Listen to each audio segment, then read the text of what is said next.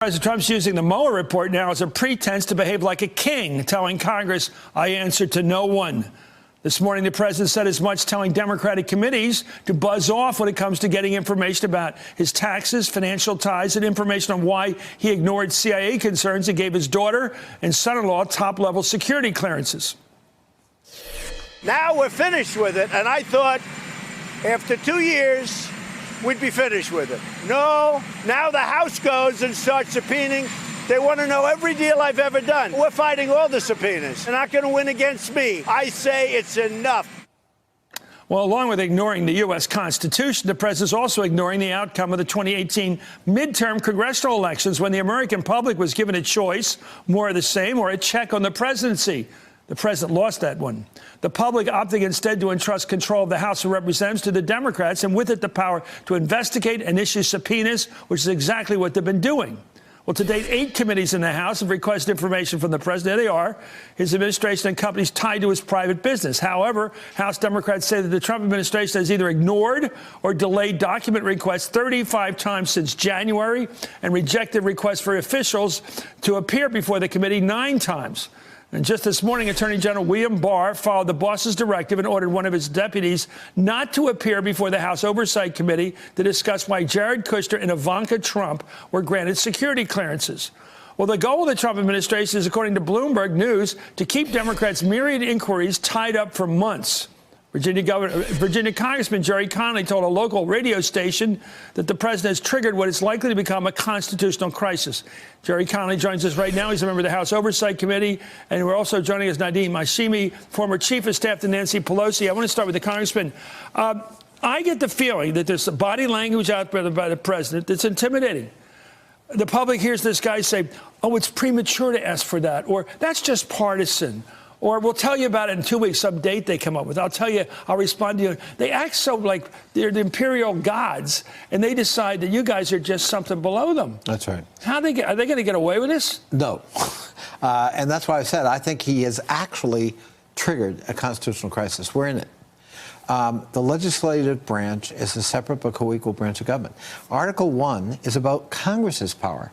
That's why they wrote it as Article 1, not Article 2 or Article 14. And if you read the Federalist Papers, Madison clearly saw Congress as the preeminent branch of government. You ignore Congress's demands at your peril, your legal peril, your constitutional peril. And if he wants to get into that battle by having an across-the-board defiance of legitimate constitutional requests by Congress, then the fat's in the fire. Oh, the third branch of government is the courts. Are you confident that some appellate court, maybe all the way to the Supreme Court, is going to back up you with contempt of Congress rulings? Will they go and incarcerate people at the White House? Will they somehow force Trump to play ball? I believe they will. I believe case law would suggest that. Courts have been pretty supportive. This Supreme Court?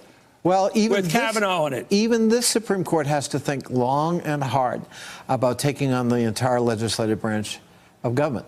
If our system of constitutional checks and balances means anything, even to Mr. Kavanaugh, it means you have to uphold the right of Congress to demand. I'm getting a new skepticism about this today. When I watch the rulings on the census and asking about citizenship, look, we can argue about that in all kinds of ways. But it tells me when the court so clearly leaned in the direction of the president yesterday and the Secretary of Commerce, that they're in a mind to, like everybody else in this White House and the administration, look, they're kowtowing to the president. Look, we can't control the judiciary, all right? What we can control is what could happen in Congress. And I have trust in Chairman Cummings, Chairwoman Waters, Chairman Nadler. They're going to get it done. But let's take a look. What's their weapon? Well, I think the weapon is the subpoenas. The weapon is the bully pulpit. He's saying I'm ignoring those.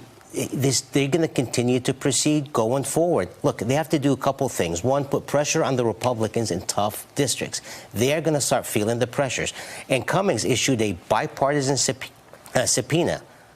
And, we'll see what happens to it. I believe Barr and I believe others are going to come to testify before You're going to beat Republicans you couldn't beat last November? Yeah, I believe we can. You're very optimistic. I just want to know I just wonder whether they're going to come in with a really crowbar and go after this guy. Anyway, along with telling Congress to get lost, President Trump fired up this tweet about impeachment.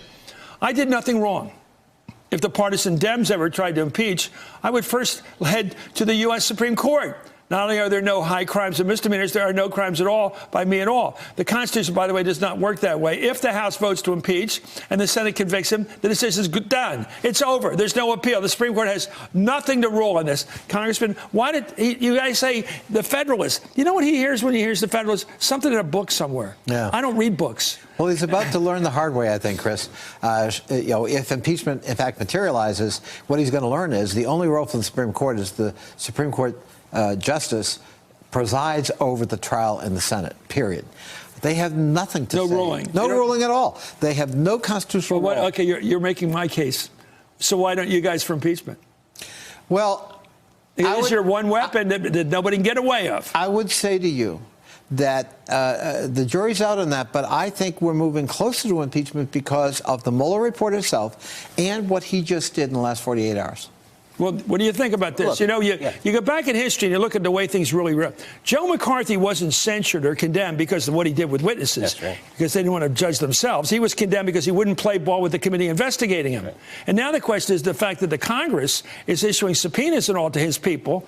If he ignores them, is that going to be impeachable? The power of the committees is immense.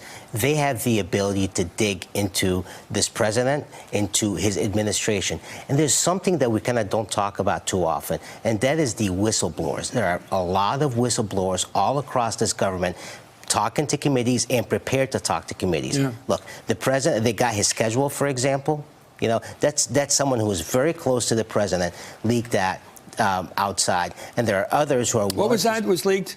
His schedule. Yeah. You know, that is someone who's extremely very close to the president who leaked that. Okay. And we had a Why is that? whistleblower who came forward in public on the whole issue of security clearances, including to his son-in-law. That's right. The arrogance of people like the Secretary of Treasury. I know he's loaded. He's got a lot of money. Doesn't need the job. But he comes out and says things like, that subpoena for the tax returns was premature. Like he's like some British guy. That's premature. And he comes out and says, yeah, that's partisan. Well, everything's partisan.